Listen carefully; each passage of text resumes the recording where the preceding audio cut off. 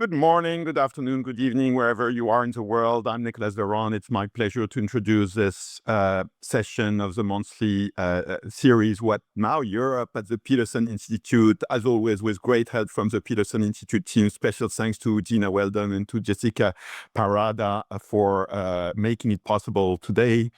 And we'll discuss European defense. So I'm delighted to greet Cornelia Woll for the session. Cornelia, you studied at University of Chicago in political science. You got a master's there in international relations, then at the University of Colonial and Sciences Po Paris. You got a joint PhD in 2005, and you stayed there as a research fellow at the Max Planck Institute in Cologne, which is one of the most noted institutions for research in international relations in Europe. And then from 2006 at Sciences Po, you've done all kinds of things. You were a professor of political science. You were at the Center for International Studies, the Center for Public Policy Evaluation, vice president for studies and academic affairs, and also co-director of the joint centers that Sciences Po and Max Planck have on coping with instability in market societies. I quote the exact title. In 2022, almost 4 years ago, you succeeded the late Henrik Enderlein at the head of the graduate school of the Hertie School in Berlin, which is a graduate school for governance, public policy, and international affairs. Maybe you can tell us a little bit what makes the Hertie School different. It's a bit of a newcomer in that landscape, but a very strong one, and in also a leadership position in Europe. So our international audience may be interested in learning about that. And you've published, of course, comprehensively. You've authored or co-authored several books on the political economy of lobbying, of bank bailouts, of economic nationalism or patriotism, whatever, on EU integration, of course. So we'll discuss defense. As I said, defense may not have been what your career has been about, but it's what the current debate is about. And as the head of Hertie School, you're very involved in many debates in Germany, in Europe, and beyond about rearmament, the strategic posture of Europe, and how to react to the big developments in the world. So let me start with that. I mean, from outside of Europe, it seems blindingly obvious that Europe needs to, build up its defense capability, have more autonomy from the US, and get its act together. So why is it so difficult? Thank you, Nicolas, for having me on. I'm very happy to be here. And this is one of the topics I've been following forever because I think it's a very important topic for Europe, and I'm happy to discuss it here. Europe certainly has to think about defense and had to think about the defense since the very beginning. It's one of the earliest projects of European cooperation, even though it never took shape. And we're now talking about it again because it is very obvious that we're living in a geopolitical world with lots of conflict and the need to defend ourselves. And the old solutions no longer work. Why are we talking about defense now? I mean, I'm here as a Franco-German. Let me put my German hat on and say, we've always had a defense policy in Germany and in Europe, and that was NATO. So NATO is the defense that Europe had for itself, the North Atlantic Treaty Organization. And to a certain degree, a lot of things were outsourced to NATO. And the current discussion we're following is NATO sufficient? Is it able to protect Europe and the European countries in all situations? And can we rely on our partners? And this, of course, centers on the United States. So the question about Europe is also a question about NATO. And NATO, interestingly, moved from being called before the full-fledged Russian invasion into Ukraine by French President Emmanuel Macron, something that was brain dead. People will remember that was in 2019. So it was an organization that was in place. We all relied on it, but it didn't do strategic thinking. I think that was the accusation. And from this brain dead NATO, in less than 10 years, we've come to an organization that is growing, in particular in fiscal ambitions. So the amount of spending that it will require has just been moved up considerably. It will grow. It grew in membership. We have 2 new NATO members in Scandinavia. into one of the most important organizations for European defense. So that is already noteworthy, the revival and the strength of NATO. But with it comes a question, is that enough? Can we build something that is just European? Can we rely on the transatlantic partnership? And increasingly, very senior voices, including the heads of states, are saying, no, we cannot rely on the transatlantic partnership, and we have to build our European defense capacities. And that was certainly the one line you heard from every European leader at the last Munich Security Conference as well. So it's a very strong and shared consensus. And then the question is, how do we get there? And if we build a European defense capacity, will that actually double or take away or weaken something that we also have in NATO and that can break apart? So there's a very big strategic discussion about NATO plus or something that replaces it. I'll just put that aside. Big strategy, the why. But then there's also the what. What does it mean to build a European defense? If you talk to anybody in Europe, you'll get a very specific answer based on geography, on perceived threats. Who are we defending ourselves from? Anybody on the eastern flank, and possibly all of the Europeans now, will say Russia. But there are a lot of other geographical and strategic interests linked to the former colonial empires that member states had built, linked to their status. Some countries have long been neutral. That creates a very specific military position. Sovereignty, of course, this is, are you building a pure defense? Are you projecting power outward, etc.? And we have in Europe 2 nuclear powers, in the European Union only France, and that of course creates a differential as well, and very different involvement in the discussions at the global scale.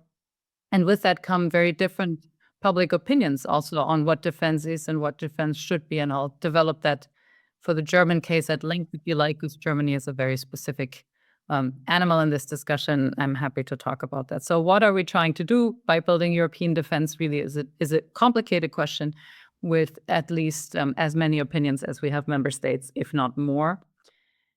And then if we agreed on the strategic vision and if we agreed on what the European line should be, and that's a big if, how exactly do we get there? How do you get something off the ground? If the overall consensus is we have to have a stronger European defense, it means you have to have an institutional structure for decision-making. And currently we don't have that. We have European Union, and in the European Union, of course, defense can be, there is a space for discussing defense, but with very slow decision-making powers because there's a unanimity requirement. And we've seen over and over again that member states who don't agree can veto everything.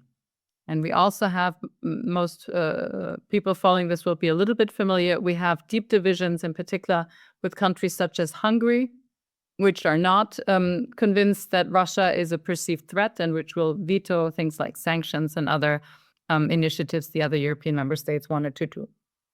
And on top of the difficult financial, difficult institutional discussions, we have financial roadblocks. Who exactly will pay for all the investment that is necessary within member states and at the European level to actually build European defense? We have a lot of member states that have very limited fiscal capacity. We have a lot of real challenges because defense, military equipment is really expensive. And you also want to not just pay for your military personnel, you want to invest in research and development, and that requires a lot of financial effort that very quickly brings you into what is called the guns or butter discussion. Do you build the outward capacity to defend yourself, to have a military might?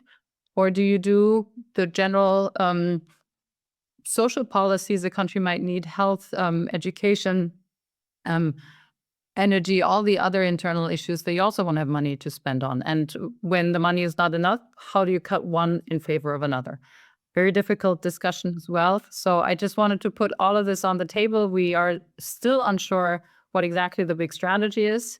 We certainly have in Europe a lot of divisions about priorities and what to invest in depending on the country's traditional positions. And we have no institutional framework and no real fiscal answer to how to fund it. So that's the starting position of why it's difficult.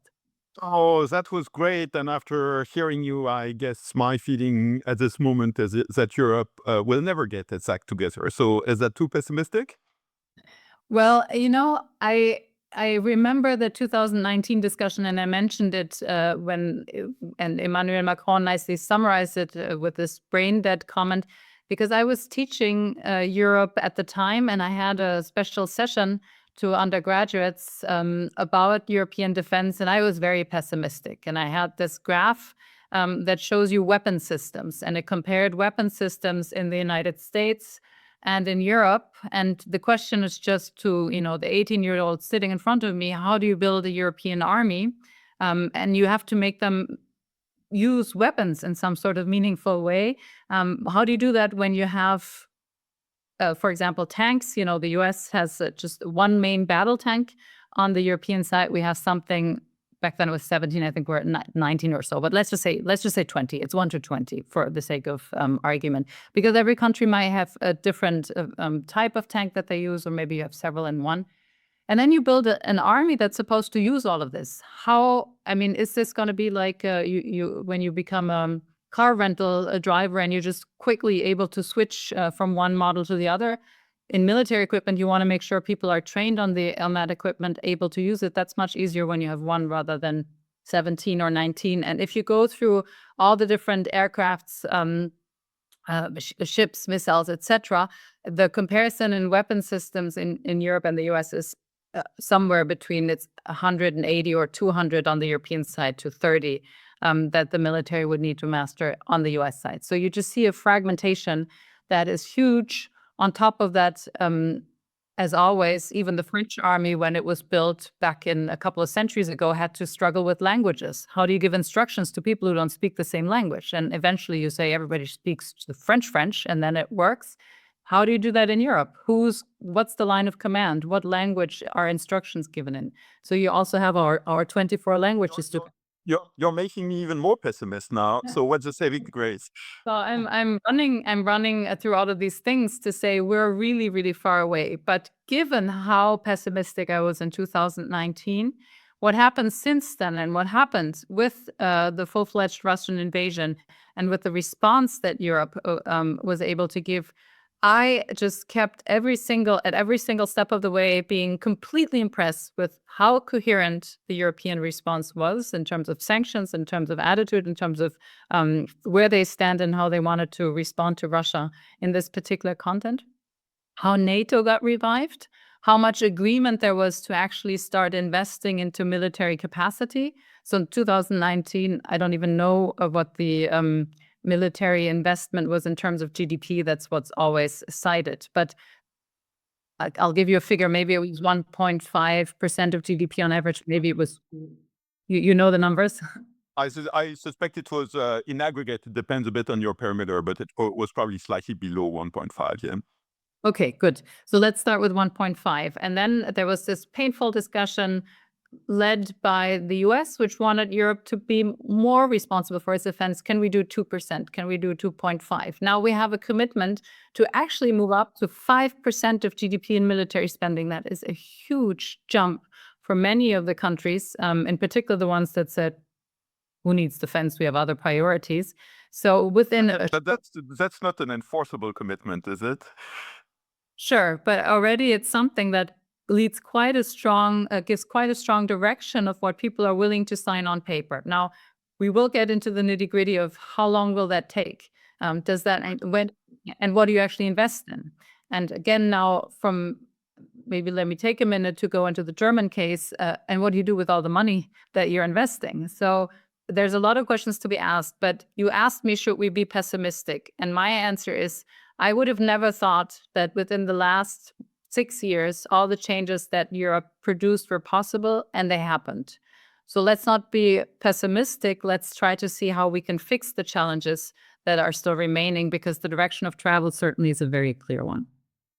I'd like to come back to one thing you said. You mentioned the diversity of postures of European countries.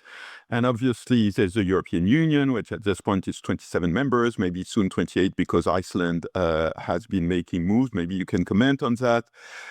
Within that, you have 3 neutral countries, Austria, Ireland, Malta. Conversely, you have most of the others, or all, who are members of NATO. But in NATO, you also have Turkey. You have not just the US, but you have countries that are far from being EU member states in terms of their, orientation. Of course, stating the obvious, you have the Ukraine issue, you have a lot of complicated issues, even though it's tiny countries in the Western Balkans. So when you mentioned you have both the French and the German perspective, and that's a big part of the whole, but it's still kind of a subset of Western Europe. When you're in Paris or Berlin or in Brussels for that matter, or in Munich, what is the perimeter? When people talk about European defense, what mental map do they have? That's an excellent question. And maybe let me, at the risk of giving an answer that's too long, so stop me, let me start by telling you what the different groups are of countries and of attitudes we have. So we have, of course, the historical legacies. And I do think Germany stands out a little bit because we had 2 world wars that we were responsible for, and we had a very strong commitment to not become a military power and to really become an integrated part of a defense response that was NATO for a long time. And today, if you look at the economic capacity and the fiscal capacity, and if you look then at military spending, Germany is going to be a heavyweight in the European defense. So that is really a switch, because you do have the countries that will do the most amount in absolute numbers of defense spending. It used to be France and the United Kingdom, and Germany just surpassed the United Kingdom in what they can actually spend because of the commitment to modern. So Germany was clearly underweight defense. Would you say now that Germany is overweight defense in relation with others, or just getting back to basically the average? I think it's getting back to where it should be, economically speaking. And the question is exactly how that will happen. There's, to me, more question marks than answers, but it will be one of the heavyweights. And it's in the club with the 2 serious military countries with nuclear power, the UK and France. And UK, of course, if you're thinking about the European Union, is not a member of the European Union, but it's still a friend, and it's still close enough to the continent that it matters. So you have these heavyweights. You then have people who are on the front lines, people who are so close to the perceived threats that Europe or not, have to invest very, very heavily, and have invested very, very heavily in their military capacities. That is, of course, the Baltics, that are countries like Poland, but also Scandinavia. So think of the borders here, and you see that the discussion is entirely different, even though they're much smaller in size, because the per capita investment in countries, for example, in Scandinavia, and also the speed of serious commitments is much, much higher, and they're really leaders. If we look at, compared to their size, what they're able to do, simply because it's an existentialist question for all of them. When you say Scandinavia, an existential question, you mean defense of Greenland against the US? That's one, but think of Finland. Have you looked at the Finnish border? The Finnish border is huge to Russia, and Finland is really... I was meaning to make a joke, and you took it seriously. So I think it does give an indication of where we are. Yeah, no, Greenland is not a joke to anybody. So, I mean, Greenland is a very serious question for everybody to think through, as unexpected as this came upon us. But, why were we thinking, and that's the NATO question, why were we thinking that one NATO member can't attack another NATO member? There's no reason to believe that shouldn't take place. And that's why really Europe has to answer the question for them separately. And they understand it. If you talk to the Danish, if you talk to people in Greenland, they certainly don't think it's a joke. And neither do... And I don't mean it as a joke either, but I think your response underlies the shock that has come to Europeans with the Greenland story, especially in January this year, compared with the 2024 campaign and previous episodes. In a way, we are becoming Greece, right? I mean, Greece and Turkey are in NATO, but Greece is entirely, their military posture is entirely against Turkey. Is it a template for what's happening to Europe? I think a lot about Greece, yes. And I think we have a lot of things to learn from Greece, because there is this comparison, the Turkish-Greece tensions within NATO. are relevant. And also Greece is one of the countries, they are to me in some sort of catch-up group that is neither the front lines nor the heavyweights, but they have had consistently high military spending, around 3% of GDP. And they also invest in modernizing and updating in ways that are quite interesting and different because the threat, not just it's called the perceived threat, but the threat and the tensions are very real and are still ongoing. So I think that's relevant. And the other thing that this was a categorization by mainly military spending and legacy, but it is also reflected in public opinion and societal support for the military more generally. So there's this huge line going directly along the Iron Curtain, if I want to make things overly simple, in how much you get out of surveys, whether people are willing to engage in the military and defend their country, all the way to will you die for your country's defense? So this is, of course, the question in the military. And you get in the willingness to fight surveys a very strong no from the former Western countries that have traditionally outsourced this to NATO and not had to think about it. And you'll get a yes from the countries that are on the other side and towards the flank. And there are interesting differences if you look at it, but even neutral countries such as Switzerland are more willing to fight. The Swiss have a very quick or very, very comprehensive civil preparedness and societal preparedness system. So the willingness to fight then helps you to understand how politically challenging or simple it is to actually have a strong position on defense. And the willingness to fight attitudes also come from things that we're now discussing again in France and Germany. That's military service and mandatory military service. And again, this conscription as a state. Exactly. And come into a discussion that's called civil preparedness or civil defense. How much can any single household switch from normal to wartime? Where do you stock your water? Are you able to have your own electricity supply? In Finland, do you know where the next bunker is where you can live underground for the next 3 weeks, etc.? I can tell you here in Berlin, maybe I shouldn't say that, I have no idea where to go if there was some sort of attack. So there's no bunker system. I have no preparedness in my home. My parents, when they built their family house, they built a bunker and they had all sorts of stockpiles. So that is a difference in how the generations currently living and across countries, society supports military efforts and thinks about military efforts and is willing to be involved in military efforts. So still thinking about the mental map, is Canada part of it? That's a big chunk of the planet. That's a good question. I mean, I think most Europeans would certainly see Canada as an ally. Will Canada ever become a new member state of the European Union, as we jokingly sometimes discuss with them? I don't know, but Canada has... That implies that European defense has to be EU defense. Maybe you can also thread the needle on that again. Yes. So certainly the EU as an institutional structure of the 27 member states currently is not the setting that will give birth to a very quickly capable European defense because of its institutional slowness and because of all the challenges that we already listed. So even if, as the polls currently indicate, Mr. Orban is out in 2 months, this will remain the case, right? So let me say this, never believe polls until after an election, but this is the most watched election for anybody in Europe. And of course, discussions could be quite different if there was a change in Hungary. That's for one. But only if we actually moved away from the unanimity requirement. And is it sufficient to just have a new leadership in Hungary to move from unanimity to qualified majority voting in foreign and defense policy? I'm not entirely convinced. I mean, Nicolas, I'm tempted to ask you, do you think that would actually happen?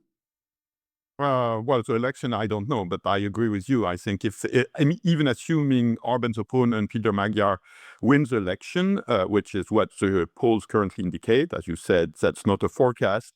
I think we would still struggle to make the EU a relevant organization for defense for the reasons you mentioned. So I would concur with you on that. So I think if we stay with that assumption, then we have to think, what is the right institutional setting? And Exactly. the European Union always had a particular knack and had success in building its most important projects outside of the institutional framework. If you think of Schengen, for example, the free circulation across borders within Europe, that was some sort of experiment among the Schengen countries, and then only became integrated as a European Union policy. If you think of monetary union, so having one currency, the euro, that was a side project of member countries, and then became, and is still not today, integrated into what the European Union in other member states can do. So I think about defense in exactly the same way. What is the group of countries that can give birth to some sort of system that can later become the system of the European Union as an institution? And that group of countries sometimes is called the coalition of the willing approach. Sometimes it has names by the groups that are forming. There's, for example, the E6 or the EU6, which is very strong member states that are trying to band together. Maybe they can develop a solution. There's certainly a lot. Who are the six? So that's a good question. From memory, basically, they're the, I don't want to say something wrong now. Is it Germany, Spain, Italy, France, the Netherlands? What am I forgetting? Poland. Thank you. So we have them. So they are countries that are big enough and strong enough and covering the different regions, so that if they uphold a solution, it can work. But in addition, there's a lot of very interesting conversations going on with the United Kingdom. And the United Kingdom is not even in the EU anymore, but it certainly is one of the heavyweights for talking about European defense that we want to hold as close as possible and possibly integrate back again into some of the defense discussions. And similar to the discussions with the UK, why not include Canada in one of these formats? That was your original question. If we can do it with the UK, we can do it with Canada. There's military cooperation, like the intelligence cooperation that happened across different countries. You can have all sorts of formats. And I think that it is absolutely necessary to have creative ways of working with people who are willing to support solutions, and then see who you can enroll, rather than becoming constrained by an institutional setting. So one big country in that respect, which we haven't talked about a lot yet, is Ukraine, because Ukraine has fighting prowess, has capability, has demonstrated the will to fight, and potentially can become a big asset for the EU, can also become a big problem for the EU if it's not within the framework. So how do you think of Ukraine? I think you have had many conversations with Ukrainians on these issues. Can you give us a sense of how people, not only you, but people in Paris and Berlin, or Berlin and Paris at this point, view Ukraine? Is it a third country? Is it the part of the military core? Will it be part of the E7? What's happening? Good question. It certainly is the elephant in the room, and I don't mean this derogatory. It's a very important question to solve, and I think the way it can be solved can only be in a very context-specific answer. So everybody knows Ukraine has said over and over again, for Ukraine, the most important things on their wish list is membership in the EU and membership in NATO. And I mean, after the war ends, but as security guarantees, and as a framework in which they believe they can function. And of course, EU membership, as anybody in the Western Balkans or anywhere else would tell you, is a painful, long process that takes years and years and might never get somewhere. So what is now discussed, and I like that approach, apart from what Vladimir Putin may think about it, is that you can grant Ukraine a membership without any rights or any specific things that they can participate in. And then over time, you gain access to all the different elements of what the EU is. So you are part of the EU without voting rights on certain decisions, without being part of, I don't know, free circulation, without being part of particular packages, euro and whatever. And once you've proven that you, as a basically minimalist member, you have conformed to conditionality on, I don't know, corruption, on public administration, on fiscal soundness, etc., then you move up in that way. And I think in the defense discussion, that's a useful model, because talking about European defense without the Ukrainians makes no sense. So you want to have them included, but you cannot include them as a full-fledged member. So that's what is one of the things I think the European Union, the von der Leyen Commission, and also the heads of states altogether have been very good at, is speaking despite their multitudes with one voice and making sure Ukraine is always on the table. And I think that's the way forward that also has to continue. And our first session in this series at the Peterson Institute, What Now Europe, was with Alexandra Azarchina on exactly this challenge. And for those who haven't watched it, I really recommend listening to what Azarchina had to say on this. It's, of course, on the PIIE website.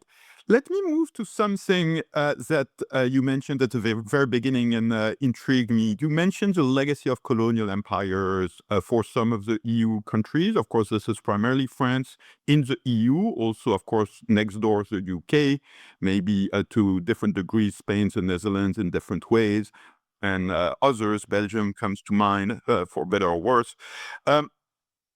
What exactly does that create vis-a-vis the discussion we're talking about, which is primarily a discussion about Russia? Is the weight of colonial history still a big factor in shaping attitudes to the, number one problem of European security right now? Or is it fading away? I think it's very relevant, but I'm going to engage you because you're more of an expert on France. But I would like to take us to Africa. If you think of the involvement, and let's start with France, of the involvement of France in security in Africa, and also just the presence of the French army in different conflicts, we very clearly see that I'll oversimplify it, but then it'll become visible. The attack of Russia against Europe took the shape of proxy battles to support military roles in Africa with Russian military support, the Wagner Group in the past, and against the French army. And this, a lot of people have a very simple reading of this as some prolonged French colonialism in Africa, but I think it is much more relevant to look at it as a battle of spheres of influence from Russia over other parts of the world, and of course a very good knowledge of France about the challenges that this actually means to European influence and security, and also presence, therefore, in the region. And you cannot explain to anybody in all of Germany why Mali, well, maybe Mali is the wrong example, why certain very internal African country security issues would be German defense issue. So the European Union for a very long time has only functioned as a peacekeeping mission, so really just upholding, fighting conflict and supporting peacekeeping missions, and that's what a lot of early European defense policy was. And I think today we see that really these struggles have to do with spheres of influence, and France is rather good at understanding that and knowing where to be and where not to be, but is, of course, severely challenged as a former colonial power. And that conversation is difficult because you cannot take that out of France and communicate it to other countries. But I'd be interested in your opinion. Yeah. I find the way you present it very flattering or gentle for my home country. But let me ask you the question a little bit more starkly. In your view, do foreign policy folks in Berlin view the post-colonial legacy, which is largely a French but not only French legacy in the EU or in Europe, as an asset or as a liability?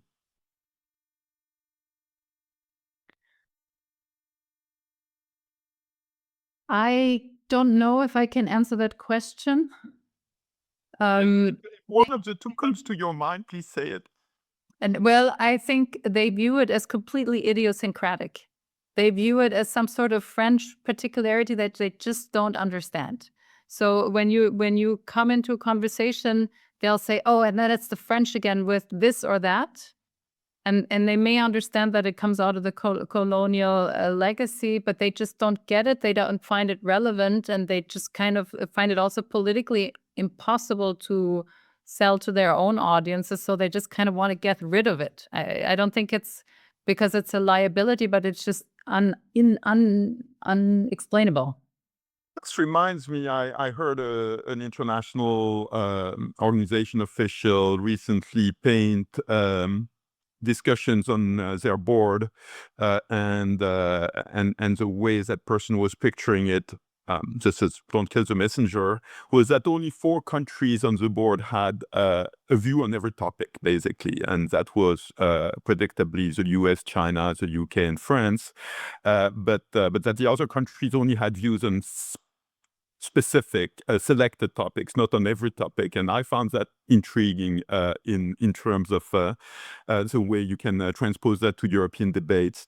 Let me ask you, of course, one country which is absent from that list because the realities that person was depicting is recent, is Russia.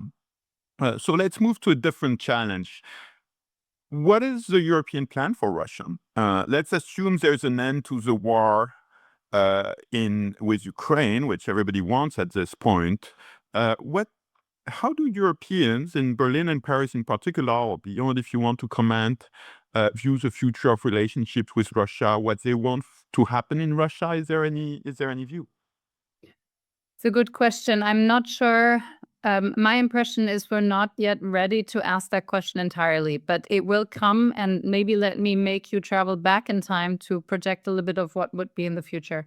The German policy towards Russia was, I think, what Olaf Scholz, former Chancellor Olaf Scholz, addressed when he talked about the Zeitenwende, the era change that happened with the full-fledged invasion.